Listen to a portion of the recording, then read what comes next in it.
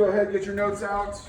We are going to be continuing on with our guided notes on ancient Greece. We're going to do section 2 today. We'll finish up. I think there's a couple slides left of section 1, but we'll be doing section 2 today. Okay, and then we'll be going over an assignment that you guys have on Google Classroom, where you guys will be taking a little test and talking about. Oh, yep, go ahead, plug it in there. And you'll be learning about some of the Greek temperaments today. So we'll go through what the Greek temperaments are, how they played a role in ancient Greek life, and then you guys will get to find out what your ancient Greek temperament is, and then you'll answer some questions for me after that. So go ahead, please get your notes out and be following along with us as we are going through the notes. Okay? So the last we were able to talk about the Greeks. We talked about the forces that disunited the Greeks. Okay, so just to kind of get your mind back into to the unit, to the subject. The Greeks, right, were made up of all of these smaller city-states. Okay, much like the United States of America is divided into states like Kansas, Nebraska, Missouri. Okay, the ancient Greeks were separated into city-states like Sparta or Athens or Olympus.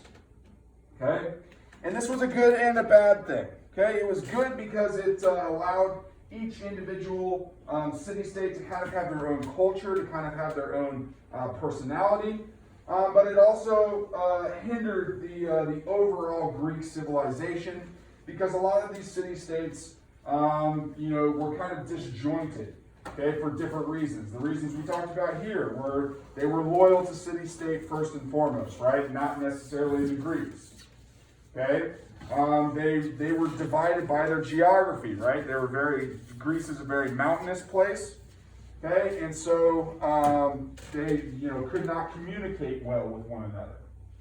Okay? And lastly, they had different types of government. Again, going back to their kind of individuality, Athens was a democracy, while places like Sparta were an authoritarian type government. Okay? So we're now going to kind of change gears a little bit. We're going to talk about the Greek military. Okay? So the Greek military was very advanced for its time period. Okay? They had many different advantages, and a lot of them came in the way of not only military technology, like the catapult that we're going to talk about, but also strategy. Okay? So the Greeks invented the catapult. It would have looked similar to the one that's pictured here for you. Okay, where there would be arms that would be drawn back like a large bow and arrow. Okay, but then they would be able to hurl projectiles, roughly 300-pound stones, at walls or fortresses of their enemies. Okay, so this was a huge advantage in military technology at this time. Obviously, you can see this is very big and cumbersome, apparatus to be able to hurl these stones. But again, to be able to do so was a large advantage for the Greek military. Okay, the soldiers in the Greek military were known as hoplites. Okay, those were the infantry soldiers. If you're not familiar with military jargon, infantry are the boots on the ground. Okay, so the soldiers with boots on the ground, those were known as hoplites. Okay, hoplites were often middle-class freemen. Okay, so these were free citizens of Greece, and they would pay for their own shield, their own spear, their own sword, and they would typically be on call for their city-state. Right, so most had different jobs. Right, they could be merchants, they could be sailors, they could be painters or potters. But they would also be kind of conscripted to the military in that need of time, right? Okay, we talked about the technology, right, was an advantage for the Greeks, but also their military strategy. And one of the biggest kind of advantages or advancements that the Greeks made in military strategy, was a formation known as the phalanx. Okay? And the phalanx is pictured for you here. Okay? It's a very tight box with an even number of soldiers, okay, utilizing large 9-foot spears. Okay? And what they would do is they would move as one unit, okay, while simultaneously protecting one another, okay, as this kind of impenetrable shell, but then they would utilize their spears to keep enemies at bay. Okay? So it's kind of hard to understand what the phalanx system really was just from looking at this picture. Okay, so what we're going to do is we're actually going to take a look at a couple of explanations. Okay, so if you're familiar, gentlemen, I'm not sure, ladies, if you're familiar with the movie 300. Okay, the movie 300 is a story about the Spartans and the Battle of Thermopylae. We're going to talk about that a little bit later, hold on. Let me get out of here. But in the movie, you see a lot of the, come on, mouse. You see a lot of the themes that we're talking about, and one of which is the phalanx system. So we're going to watch two short little clips that you can find on YouTube. Oh, visit capfed.com/. What's going on? Hang on. Yesterday's thinking is done. Oh, here we go. Perfect. So keep pushing forward toward a better world for All right.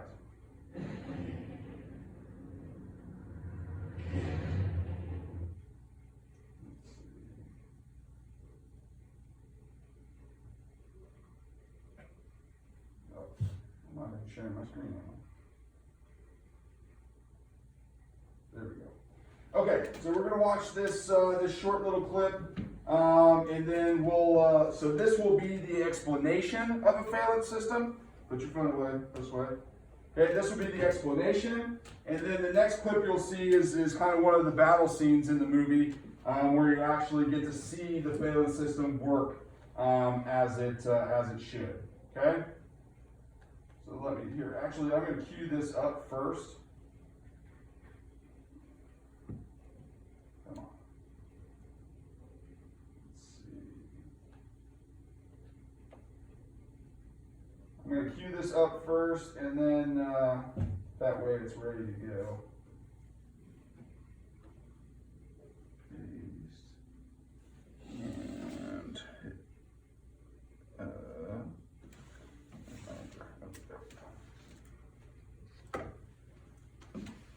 Forgive me. There we go. Okay. All right, so again, the first clip explains how the phalanx system works. The second clip will show it in action. Okay? Turn the lights off for you guys in here.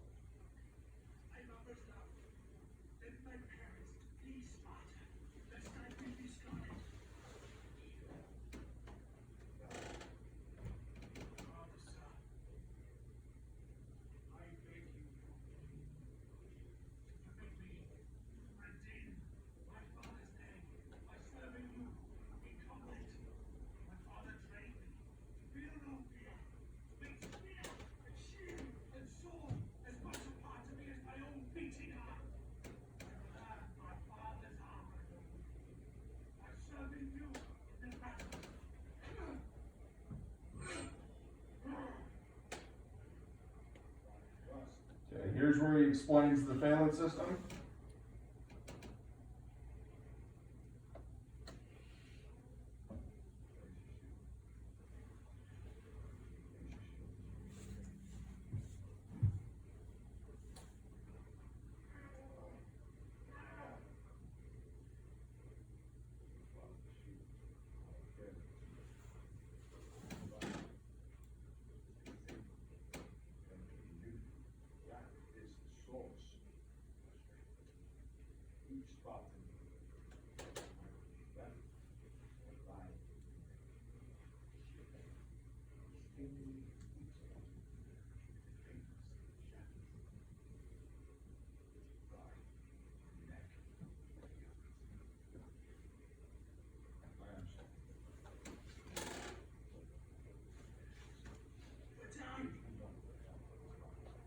Okay, so what he's saying there, right, is that the strength of the phalanx system, this military strategy, right, is the formation itself, right? You have to be able to protect the guy next to you with your shield from thigh to neck, right?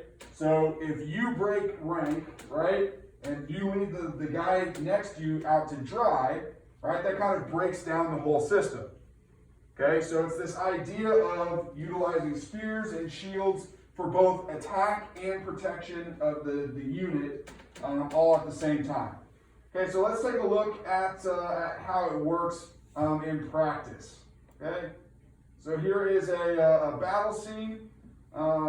Make sure volume's all the way up. Good.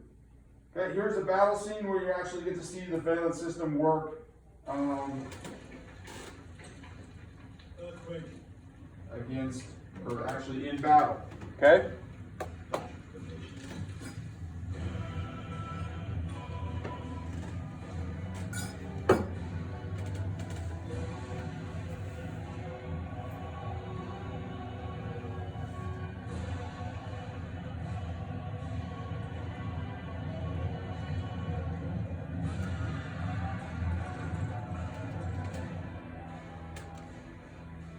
This is where we hold them. This is where we fight. This is where they die. And these shield boys. Remember this name. It will be yours for all time.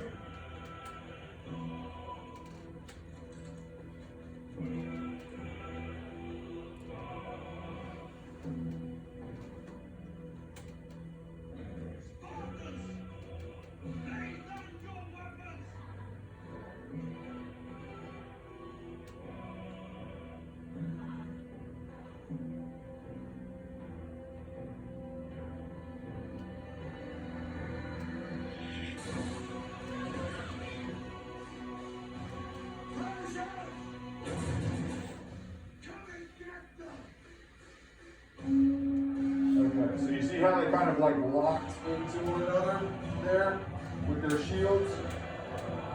Creates this wall. Okay?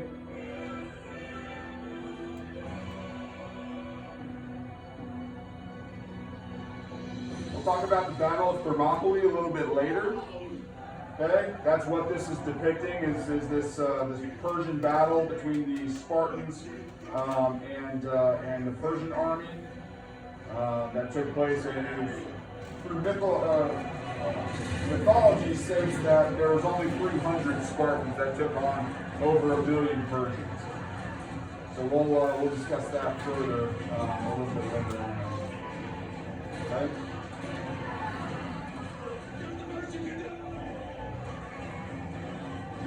You see the Persian enemies, they're hitting the wall of shields. Okay? You have the guys up front that are utilizing their spears, right, to attack.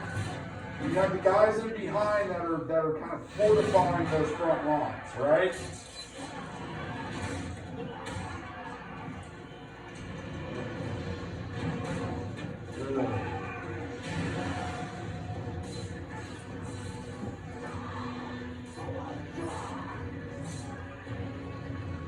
Back into the formation. Okay?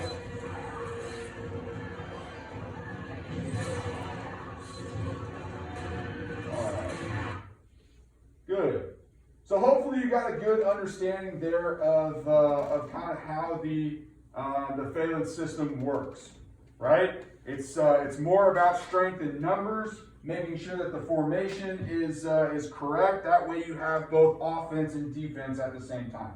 And this was an advancement of military strategy that really allowed the Greeks to be very successful in their military endeavors. Okay? So let's climb back in here. Talking about some of the Greek city-states, right? We're going to kind of compare and contrast throughout this entire unit. Athens and Sparta. Those were kind of the two main forces in the Greek city-states. Okay? And they were very polarizingly different. Okay? Athens and Sparta couldn't have been further from one another, yet they were both extremely important to the overall ancient Greek civilization. Okay, so what are we going to talk about? We're going to talk about government, soldiers, how they treated slaves, women, and their educations. Okay, so let's take a look here. So talking about Athens first, what kind of government did they have? Okay, Athens had a limited democracy. Okay, limited democracy means that not everybody could necessarily participate. Right, so only male citizens could participate within the Athenian democracy. They had a council of 500 which made laws and also voted in the assembly. Their soldiers, like many of the city-states, were citizen soldiers. Okay, they were only soldiers during wartime. They had slaves, but they had no political rights or freedoms. And slaves were owned by the individual. Okay, so you could buy or sell or trade slaves depending on your stature. Women, okay, their role was to care for the home. They had very limited political rights within the Athenian democracy. Okay, most of their push or their authority would come from utilizing their husbands, okay, to vote in the way that they want them to. Okay, and lastly, their education was for upper class males. Okay, they had military training and preparation, but most of the educational system was based around the idea of politics, or the idea of becoming a politically minded citizen. Right? They really wanted this democracy to thrive. And so they wanted to really educate their citizens, right, male citizens, to be politically minded people. Okay, so let's take a look at Sparta and see how it contrasts. So the government, they had two kings, okay, and these were military leaders. Okay, again, we talked early on about how Sparta was a militaristic in nature city-state, right? Most everything that Sparta did revolved around the military. Okay, they had a council of elders. The citizens were male. They were native born and over 30. Okay, over 30 years of age. We'll talk about why that's important later. Okay, again, they're a military society. All males were prepared from birth to become soldiers, and they are soldiers from the ripe age of 7 years old. All the way until they become 30, and even further along than that. Okay, military age really wasn't a thing in Sparta. I think we'll talk about what the cutoff was to actually not have to exercise as a military soldier, but it was well past 30. Knowing what we know about the life expectancy of Spartans back then, most people, or most citizens, males, were soldiers for life.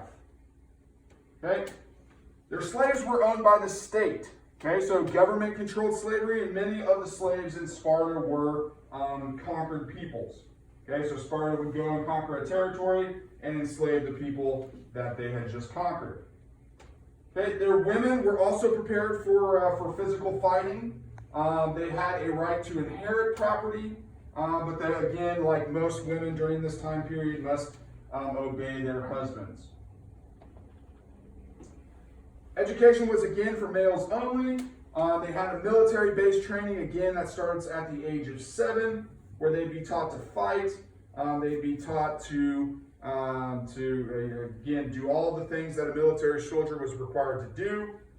And then any sort of academic education would largely, be put towards continuing this culture of Sparta. Okay, prohibition against trade. They were very well insulated in Sparta.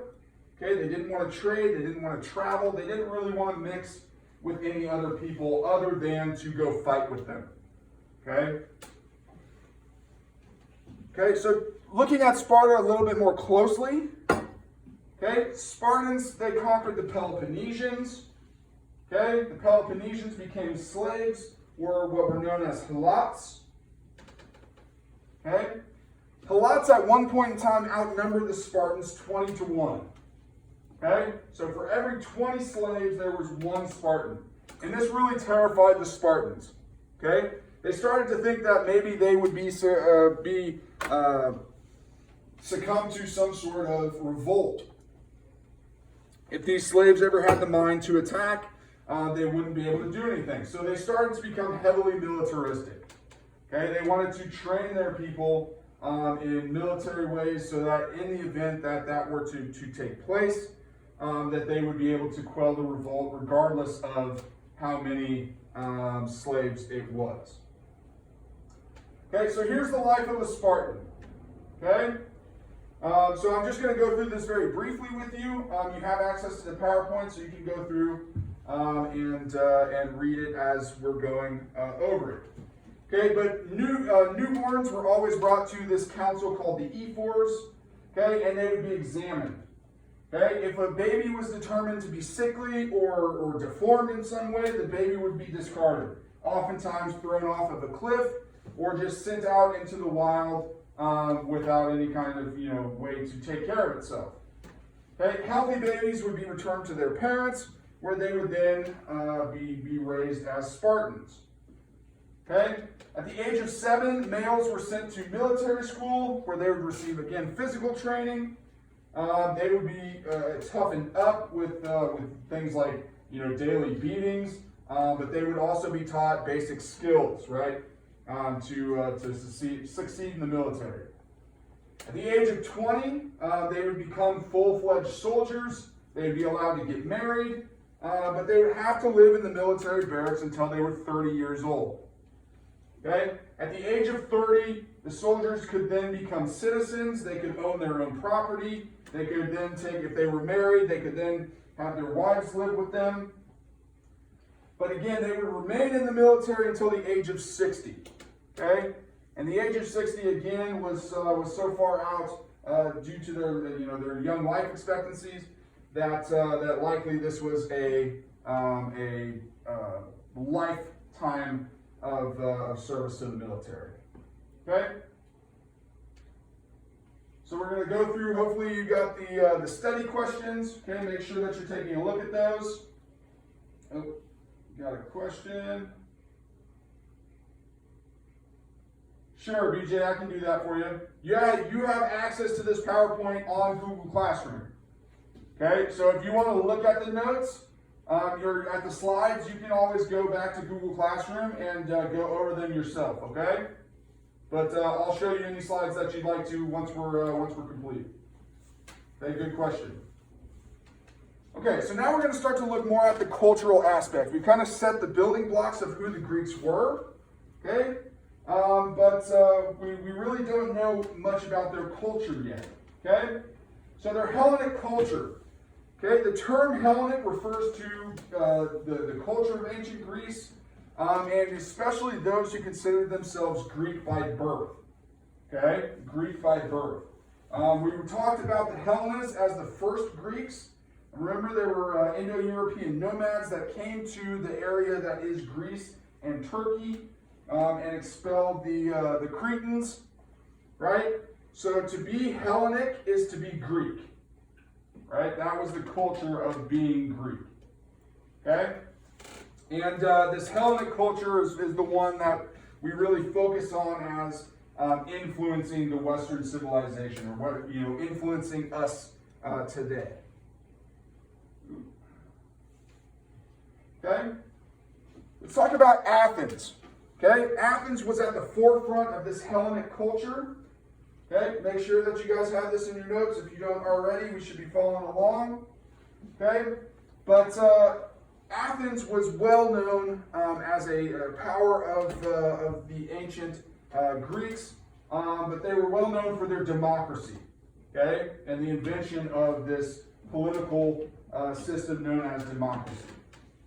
Okay? In the Greek language, demos means people, and kraten means to rule.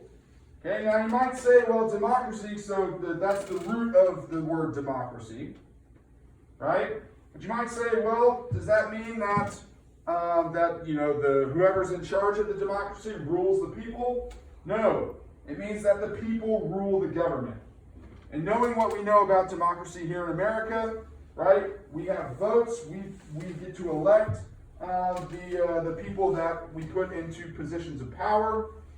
Therefore, the people somewhat have the authority, right, in those decisions. Okay, there were many reforms of democracy throughout the Athenian or the ancient Greek civilization. It took place over 200 years, so from roughly 620 to 420 BCE. Okay, and there are many important characters, many important figures that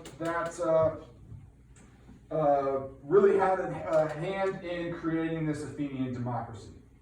Okay? Let's see. Okay, BJ. Okay, so the ones that we're going to talk about are Draco, Solon, Clisthenes, and Pericles. Okay, our four characters here. So starting with Draco. Okay, Draco was an Athenian noble. Okay, noble means he was very rich, wealthy, and powerful. Okay, 621 BC, he was credited with writing the first laws of Athens. These laws were very punitive. They were very severe. Okay, so severe that it was said by historians that Draco's early laws were written in blood and not ink. Okay, what do you think that means, Josue? Why do you think they would say written in blood, not ink? What's it bring to mind? What's the first thing you think of when you hear that? Perfect. That his laws, right, ended up in killing a lot of people, right? It ended in a lot of death. Okay, so perfect. The laws were written as such so that judges could not show favoritism or make up laws, okay, which was a new kind of development, but again, very punitive. Okay, so you could easily lose your life, lose your hand if you broke the law. Then fast forward to 594 BCE.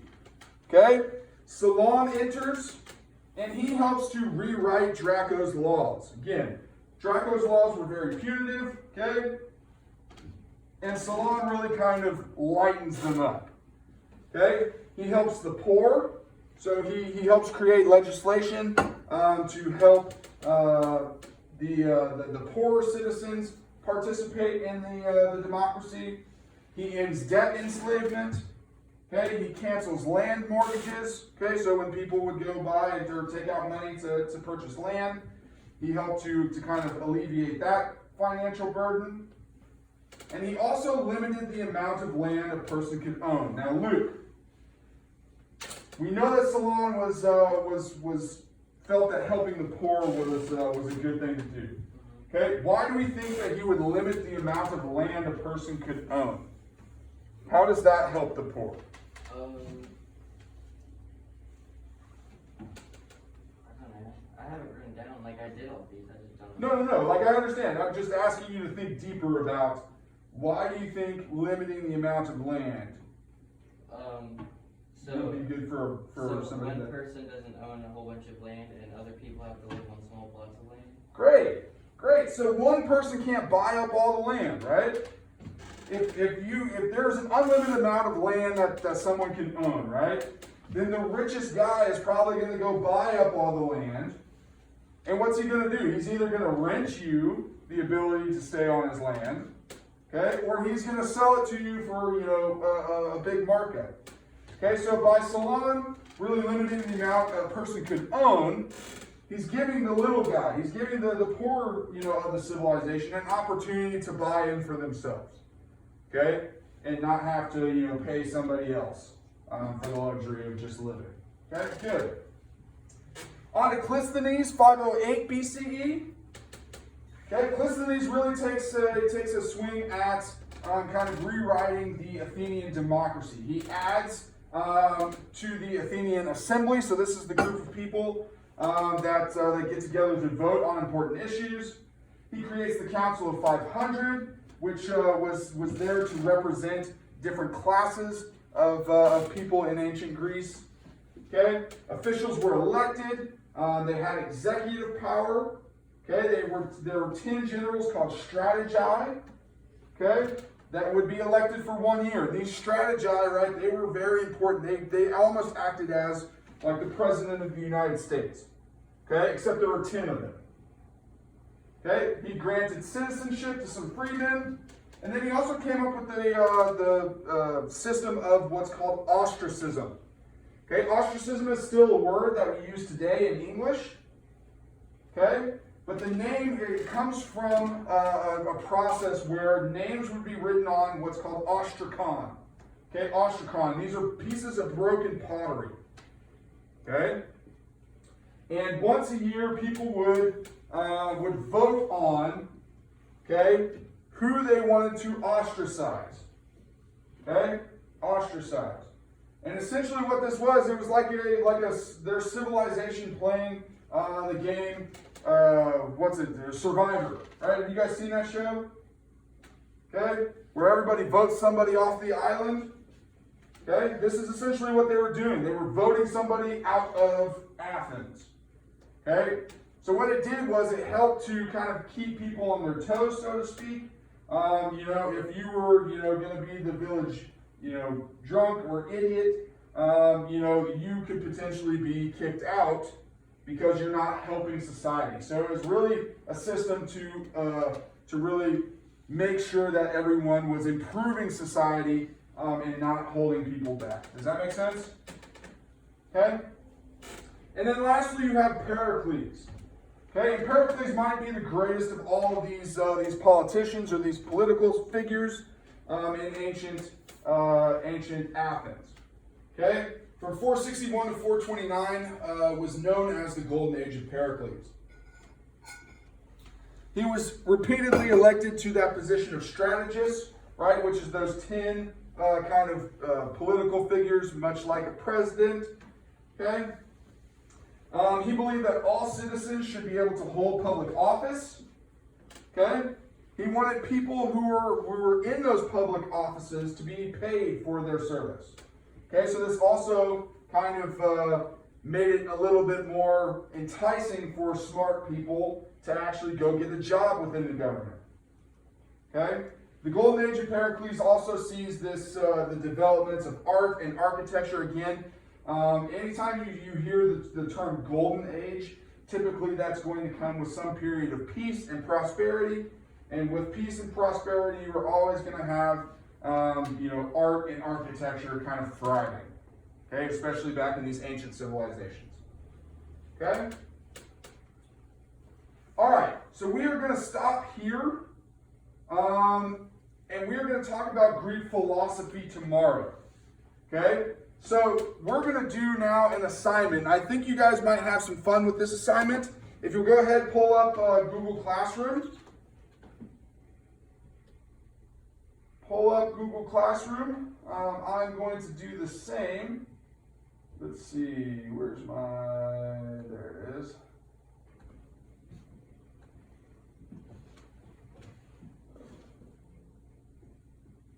Okay, to this assignment, the Greek temperaments.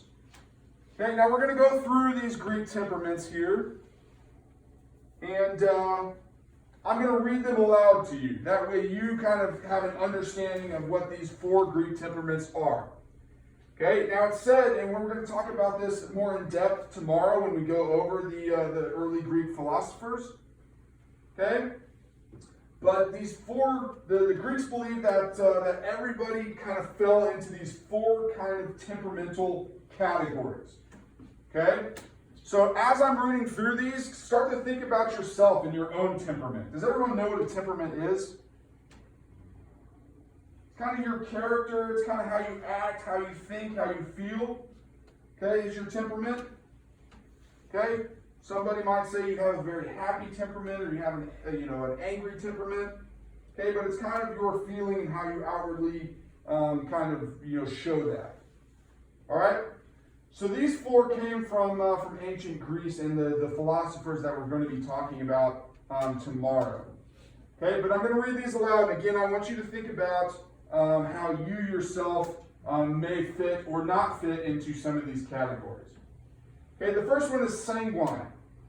Okay, if you have a sanguine temperament, chances are that you're a people person. You like being lively in a lively environment. So if you're feeling bored at work, it could be because you're not interacting with people enough. A sampling of some of these sanguines, or what they're good at, are sports, business, politics, or entertainment. Okay, so that's a sanguine. They're people, right? Then you have the phlegmatic. Okay, phlegmatic temperaments love to help people and often work in service-oriented jobs. Okay, such as healthcare or hospitality. Okay, they're pretty mellow or go with the flow type people. Phlegmatics are great to be around in a crisis because they aren't very emotional and don't freak out easily. Okay, they aren't very emotional and don't freak out easily. This temperament thrives on routine. Okay, they also aren't drama queens, avoid getting mixed up in others' drama. Okay, so that's a phlegmatic. Then you have a choleric. Okay, the choleric is the rarest of the four temperaments, especially for females. Okay, people who fall into this group are more task-oriented than people-oriented, meaning they like to get a task done rather than talk to a whole bunch of people about it. Okay, they're very driven by results. Most cholerics are confident, independent, and like to work alone rather than in a group. They also don't require a lot of sleep, so they tend to be super productive, always working towards their goals. Okay, that's a choleric. And lastly, you have melancholic. Okay, now a melancholic temperament, they love to have a plan. Okay, they love working slowly and continuously, right? So if you're a perfectionist at something, right? If you love to get all the little details done and perfect, then this might be you. Okay? Because they care so much about their work being quality, they can become preoccupied with what people think. Okay? They can be worried that they're not good enough. Because of this, they can be a bit serious in nature. Okay? And can be unsure at times. What makes them feel better? Romance, feedback, okay, reassurance. Melancholics like to take things to heart, not only by listening, but actually putting things to use. Okay? So that's a melancholic. Okay, so what I want you to do now, up at the top here, I've left for you a link. Okay, this link will take you to a website. Okay? Luke? This link will take you to a website. On that website, you will take a short, I think it's like 30-question kind of personality quiz, if you will. Hopefully all of you have maybe taken one of these at one point in time. If you're on Facebook, I think I see 2 or 3 of them anytime I'm scrolling my feed. Most times it's like, hey, what fruit would you be? Or what, Batman character are you? Okay, this is kind of similar to that. You're going to be answering these questions to determine kind of where you fall in these 4 kind of categories.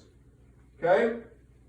So beforehand, I want you to kind of think, after we went over those 4, which one you might be. Hopefully, as I was reading those, you were kind of putting yourself into, okay, I think that's me. Right? And then you're going to take the test and you're going to see if that's how you come out. Okay? It'll give you an answer as to kind of where you fall within the Greek temperaments. Okay? And then there are some questions for you to answer on that worksheet. Okay? So you'll take the test now. Okay, you'll get your answer, and then you'll use that answer and the information that you know about the 4 temperaments to go ahead and answer those questions. Sound good? Any questions? Folks at home, any questions? Everybody feel good? All right, guys, then let's get going on this. I'll be coming around to you guys as you're taking your quiz to make sure that everything's going good. What's up? Yep, so after you take your quiz, did you already get into the here? So you'll take that quiz, so you'll begin assessment. You'll go through and answer all of those the questions, and then it'll give you kind of like a percentage of where you're at, right? And then you'll use that information to go back to the questions and to answer those, you know, kind of to play around a little bit more with the 4 temperaments, okay? Guys, if you have hand sanitizer, please use it now. I'll come around with the spray bottle. Luke, you usually have your own, don't you? All right, guys, we're working on this this assignment now. Okay, if you have any questions, please post them to the chat. Again, you'll go through, you'll take that quiz following the link on the worksheet, and then you'll come back and you will answer those questions on the worksheet. Okay. Perfect.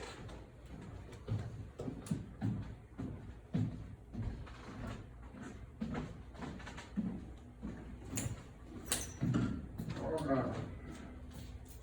You already got some down? Good. There you go.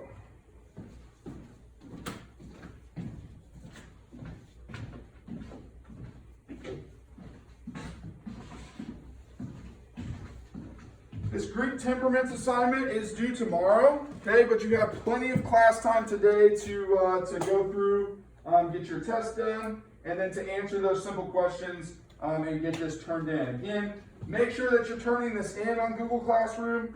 Okay, don't do all the hard work and then forget to hit the submit button.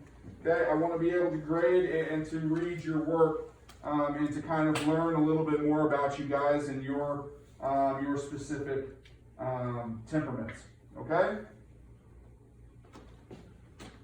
Austin, are you doing okay? Are you able to get it? Are you able to get it translated? Or are you okay reading it? Okay. Okay. If you need help, you know, please holler at me. Okay?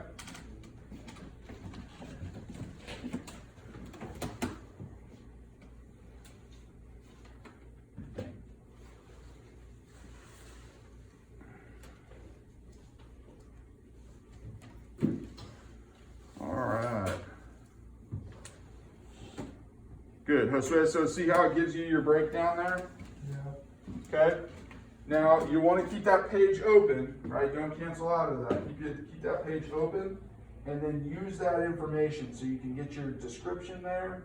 You get your breakdown of what you might be, and then go and you answer those questions I posted for you. Okay. Good. Good. Luke, where did you get to notes-wise? Okay, did you get all the way through the second one? 48, yeah. Okay, perfect. So we'll finish that out tomorrow. Okay, and then we'll take our quiz at the end of the day. Okay? Sound good? Okay. Good.